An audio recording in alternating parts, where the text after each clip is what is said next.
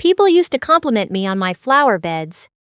I had knockout roses along the front walkway, purple coneflowers along the side fence, and a row of black-eyed Susans that my late husband Wallace had helped me plant the spring before he passed. Neighbors would slow their cars down when they drove by. A woman from my church once stopped to ask if I'd ever considered entering the county garden show. That was the house I grew up in, emotionally speaking. The house where I became myself. And when I married my husband's college roommate 2 years after the funeral, I sold it. I still can't explain why I did that so fast. His name was Raymond. He'd known Wallace since freshman year at Ohio State, and he'd been at our wedding, our kids' baptisms, our anniversary parties. He was easy to be around. He didn't push. After Wallace died, he started calling to check in. Just simple calls, asking if I needed anything, if the gutters were cleaned out before winter, if I was eating. I was 63 years old and I was not eating. I was 63 and I was walking from room to room in that house, forgetting why I'd gotten up. So when Raymond asked me to marry him, sitting across from me at a diner off Route 40 with a plain gold ring and no speech prepared, I said yes before he finished the sentence. That should have told me something. That speed. That relief. We got married at the county courthouse on a Thursday morning with my daughter and his son as witnesses. There was no reception. Raymond said he didn't see the point of a fuss. He was 67, a retired civil engineer, practical about everything. I told myself that was a virtue. We moved into his house in Kettering, a brick colonial on a quiet street with a 2-car garage and a yard that was perfectly maintained and completely empty of personality. No flowers, no bird feeders, no wind chimes. Just grass, cut short and even like a pudding green. I noticed, but I didn't say anything. The first time Raymond mentioned his late wife, Constance, we had been married about 6 weeks. I had made chicken piccata, which I was proud of. It was a recipe I'd been working on for years, getting the lemon caper sauce just right. Raymond tasted it, set his fork down, and said, "Connie used to make this with white wine instead of broth. It was lighter." I said that was interesting. She was an incredible cook, he said, not to be cruel. I really don't think he meant it cruelly. But the way you'd say it about someone who deserved to be remembered. Like I wasn't there. I told myself he's still grieving. Constance had been gone 4 years, but grief doesn't keep a schedule. I knew that. I'd been the one in that grief. I told myself I was being patient, and patience was love, and love was a choice. By month 3, I understood I was being compared, not in arguments. Raymond was not a man who yelled. He was precise and measured in all things, and that included the way he dismantled me. It happened in observations, small, reasonable-sounding observations delivered in a tone of mild surprise, as if he'd simply noticed something unfortunate. Connie had kept the kitchen counters cleared completely. He preferred that. I had a ceramic rooster on the counter that Wallace had brought me from a trip to New Mexico, and a little wooden recipe box my mother had given me when I got married the first time. Raymond looked at them the way you'd look at clutter someone had left behind and forgotten to take. I moved the rooster to the bedroom windowsill. I kept the recipe box. He didn't say anything about that. He just went quiet in a way I was learning to read. Connie had gotten up at 5:30 every morning to make coffee before he woke. I was a 7 o'clock person. Had been my whole life, even when the kids were small. Raymond didn't ask me to change this, but he mentioned it often enough. Connie was always up before the birds. That I started setting my alarm for 6, then 5:45. Then one morning I was in the kitchen in my robe at 5:20 in the dark and I thought, what am I doing? Who am I doing this for?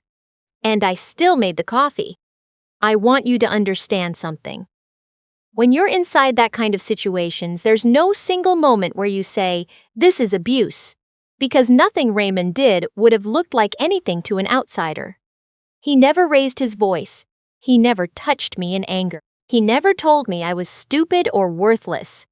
What he did was hold Constance up like a standard I was perpetually failing to meet, and he did it so gently, so reasonably, that I found myself apologizing for things I hadn't even done yet. I apologized for not knowing which nights he liked to watch TVs in silence. I apologized for buying the wrong brand of orange juice.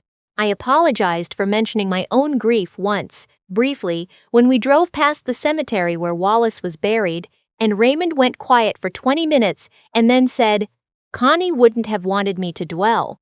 I stopped mentioning Wallace entirely. It felt like a kindness. Now I think it was the beginning of disappearing. By the end of the first year, I had let go of most of myself. I had a friend, Willa, someone I'd known since our daughters were in brownies together 30 years ago, who had been calling me regularly. She'd noticed I was harder to reach. She mentioned it gently, the way old friends do. One afternoon, she asked if I wanted to take a watercolor class with her at the Community Arts Center downtown. Tuesday evenings, beginner level, just for fun. I was excited in a way that embarrassed me. I hadn't been excited about something in months. I mentioned it to Raymond over dinner. He didn't say no. Raymond never said no directly. He set down his glass and said, "Every Tuesday?" I said yes. "That's the evening I usually like to talk through the week," he said. Connie and I had Tuesdays. We'd sit on the back porch if the weather was good. It was our time. I said I didn't know that. I thought I'd mentioned it. He hadn't. I knew he hadn't. But the way he said it made me feel like maybe I had simply forgotten. I called Willa the next morning and told her something had come up. She was quiet for a moment. Then she said, "Something always comes up lately." I didn't know what to say to that. I told her I'd call her soon. I think we both knew I wouldn't. What Raymond was doing, and I understand this clearly now, though I couldn't see it then, was making sure I belonged to him in the way that Constance had. But Constance wasn't there to tell me whether she'd chosen that life or simply ended up in it. Maybe she'd loved it. Maybe she'd made her peace. Or maybe, and this thought came to me much later, when I was out of that house, maybe she'd found her own ways of making herself small enough to fit. He had particular opinions about how things should be done. The towels needed to be folded in thirds, not halves, and stacked with the seam facing inward. The dishwasher had to be loaded a specific way. The television volume lived at 17 or 19, never 18. None of these things are unusual on their own. Lots of people have preferences, but Raymond's preferences arrived with a weight to them, a moral certainty, as if the wrong way of folding a towel reflected something about your character. Connie had known all this instinctively, apparently. I started writing things down. Not in a diary, I was afraid he'd find it, but on the Notes app on my phone, little reminders to myself. Seam in, volume 17 or 19, cream or not milk. I had a whole list. I studied it like I was preparing for a test I was always on the verge of failing. My daughter called one Sunday and asked how I was doing, and I said, "Fine, just getting used to things. Married life is an adjustment." She said, "Mom, you were married to Dad for 38 years. You know how to be married." I laughed. I don't know why I laughed. She pushed a little. She said I sounded tired. I told her it was nothing, just the season changing. I'd always struggled with February. She let it go because I needed her to. I gained 12 pounds that year. I'm not sure why I mention that, except that I think my body knew something I wasn't ready to admit. I was exhausted all the time. I had headaches that came on in the late afternoon and didn't lift until I went to bed. My doctor ran blood work and said everything looked normal. I didn't tell her what my days were actually like. The second year, Raymond's son started coming around more often. He was pleasant enough in his 40s, lived about 40 minutes away in Centerville. He'd stop by on weekends, and the two of them would talk about football or the house or what was happening with interest rates, and I would bring them coffee and then find somewhere else to be. Not because anyone told me to. I just felt like an interruption. One Sunday his son said something, just in passing, meant as a compliment, I think, "Dad seems more like himself lately." I smiled and said I was glad. After he left, Raymond loved his mother. I said, of course, that made sense. Raymond said, she knew how to make people feel at home. I went into the kitchen to do the dishes. The window above the sink looks out at the backyard, and there's a silver maple back there that was turning gold, and I stood there with my hands in the hot water, and I thought, I have not made a friend in 2 years. I have not taken a class. I have not gone to my book club since last March. I have not planted a single thing in any soil. I thought, who have I become? I didn't have an answer. That was the worst part. I had been so focused on becoming what Raymond needed that I had completely lost the thread of who I already was. The collapse happened on a Thursday in November. I had been on my feet since 5:30 that morning. I'd made breakfast, run errands, cleaned the bathrooms. Raymond liked the bathrooms cleaned on Thursdays, made a grocery run, spent the afternoon doing laundry and ironing, and then started on dinner around 4. I was making a pot roast that had to cook low and slow, plus roasted vegetables and a salad from scratch. Raymond had mentioned that Connie always made Sunday dinner food on weeknights sometimes, just to make the evening feel special. I remember transferring the roasting pan into the oven and straightening up and thinking I should sit down for a minute. And then the next thing I knew, I was on the kitchen floor with my cheek against the tile, and everything was very quiet and far away. Raymond was in the other room. He heard the sound and came in, and I remember looking up at him from the floor and thinking he looked frightened, genuinely frightened. And something in me was almost relieved by that, because it meant he could feel something sudden and real. He called 911. In the ambulance, he held my hand, and I thought, maybe this is the moment. Maybe this cracks something open. At the hospital, when the ER doctor, a woman, young, with her hair pulled back and reading glasses pushed up on her head, asked Raymond what had happened, he said I'd gotten dizzy. He said I hadn't been sleeping well, which was true. He said I'd been overdoing it around the house. He didn't mention that I'd been on my feet for 12 hours. She asked me directly. She looked right at me and asked me to describe my typical day. I started talking. I don't know what I expected to happen. I started talking. I told her about the 5:30 mornings, the lists on my phone, the towels, the dinners, the watercolor class I hadn't taken, Willa's calls I'd stopped returning, the 12 pounds, the headaches, the way I'd stopped mentioning Wallace's name. I don't know how long I talked. The doctor didn't interrupt. Raymond was in the chair beside the bed. Somewhere in the middle of what I was saying, he stopped looking at me and started looking at his hands. When I finished, the doctor was quiet for a moment. Then she said, in a careful and completely neutral voice, I want to have one of our social workers come speak with you. Is that all right? Raymond started to say something. She looked at him and said, Sir, I need to speak with my patient privately for a moment. There's a waiting area just outside. He left. He didn't make a scene. He was never a man who made scenes. The social worker was a woman named, I want to say in her 50s, with reading glasses on a beaded chain and the kind of steady presence that made you want to just exhale. She sat down beside my bed and she asked me very simple questions, quietly, and she listened to the answers with her whole attention. She explained something to me that I hadn't had words for. She explained that what I'd been living with had a name. That chronic comparison, control over daily routines and social contact, isolation from friends. These things are recognized forms of emotional abuse. She said it gently, without drama, like she was describing weather. I started crying. Not because I was sad, exactly.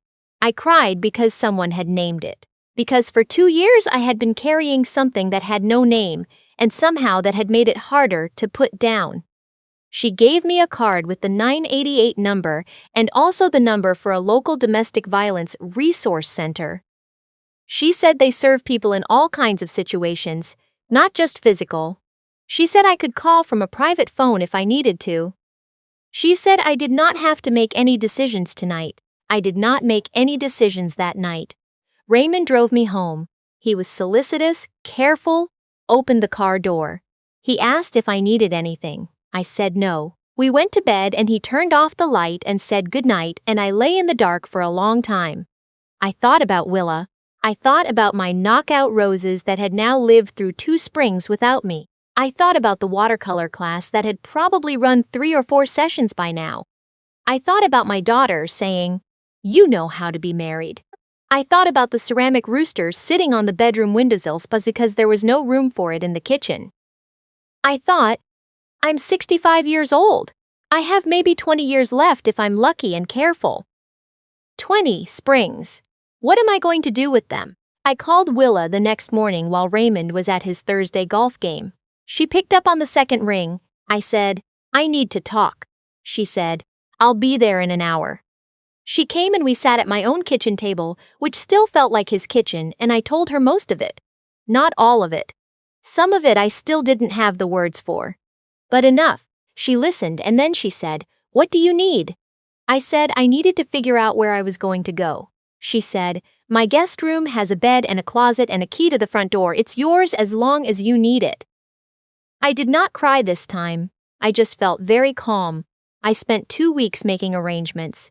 I called my daughter. That was the hardest call I've ever made. Harder than calling people when Wallace died, because at least then I wasn't also confessing that I'd spent 2 years making myself into something smaller than I was. She didn't say, "I told you so." She cried for a few minutes and then she said, "What do you need me to do?" I called a family law attorney. In Ohio, what Raymond and I had was simple enough: no shared property, no commingled finances beyond a joint household account, no dependent children. We had a prenuptial-style financial understanding that had been drafted before the wedding because Raymond had his own assets and I had mine, and we'd both been advised to keep things separate. That arrangement, which had felt a little cold when we signed it, turned out to be the thing that saved me the most time and grief. I packed when Raymond was out of the house. I took my clothes, my mother's recipe box, the ceramic rooster, the framed photograph of Wallace and me at the Grand Canyon on our 25th anniversary, and a quilt that had been my grandmother's. I did not take the set of dishes we'd bought together, or the throw blankets, or anything that had been a compromise between what I would have chosen and what he preferred. I left my key on the kitchen counter. I did not leave a note. My daughter wanted me to explain myself to him. She thought I owed him a conversation. And maybe in some marriages, in some situations, that's true. But I had spent 2 years explaining myself to Raymond, justifying my rooster, my creamer, my 7 a.m. waking time, my need for one Tuesday evening a week, my grief, my personality, and I had absolutely nothing left to explain. He called twice. I let it go to voicemail. The messages were quiet, measured. Raymond never screamed, and in both of them he expressed confusion, then a kind of wounded dignity, and then in the second one he said, "Connie would have talked things through." I deleted both messages and I did not call back. I stayed with Willa for 6 weeks. We drank decaf on her porch in the evenings. We watched old movies. One Tuesday night we drove down to the art center and I signed up for the next beginner watercolor session, which started the following week. I was the oldest person in the class by about 15 years. I did not care even slightly. My first painting was terrible, streaky and overworked, and the colors bled into each other in ways I hadn't intended. The instructor, a patient young man with paint-stained jeans, said, "That happens when you're trying to control it too much. Watercolor works better when you let it move." I thought about that for days. I found a small rental house about 3 miles from my daughter. 1 bedroom, a little backyard, a landlord who said I could plant whatever I wanted as long as I didn't dig up the sprinkler heads. I moved in on a Saturday in February. My daughter helped me carry boxes. We ordered pizza and ate it sitting on the floor because my furniture hadn't arrived yet, and she looked at me in that small empty space and said, "You seem like you again." I didn't know I'd been gone long enough for her to notice. I planted things the following April, not roses yet. That felt like too much for the first year, like rushing back to a version of myself I needed to earn again. I started with marigolds and a few tomato plants and a pot of herbs by the back steps. Basil, parsley, thyme. The marigolds came in bright and thick and a little messy. I did not deadhead them as often as I should have. They spread into the path and bumped into the tomatoes and just generally did what they wanted.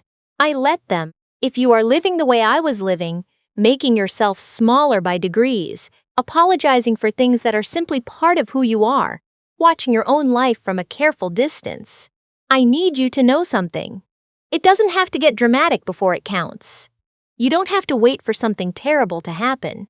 The slow, quiet erosion of yourself is enough. That is enough to leave over. I am 66 years old. I wake up when I want. I have the ceramic rooster on my kitchen counter, right next to my mother's recipe box, and some mornings when the light comes through the window at a certain angle, I look at them and I feel so grateful I can't quite explain it. Not for anything grand. Just for the fact that they're exactly where I put them, and no one is going to tell me to move them. You are allowed to take up space. You are allowed to be who you were before you started trying to be what someone else needed. And you are absolutely allowed to leave without explaining yourself to someone who never really listened anyway.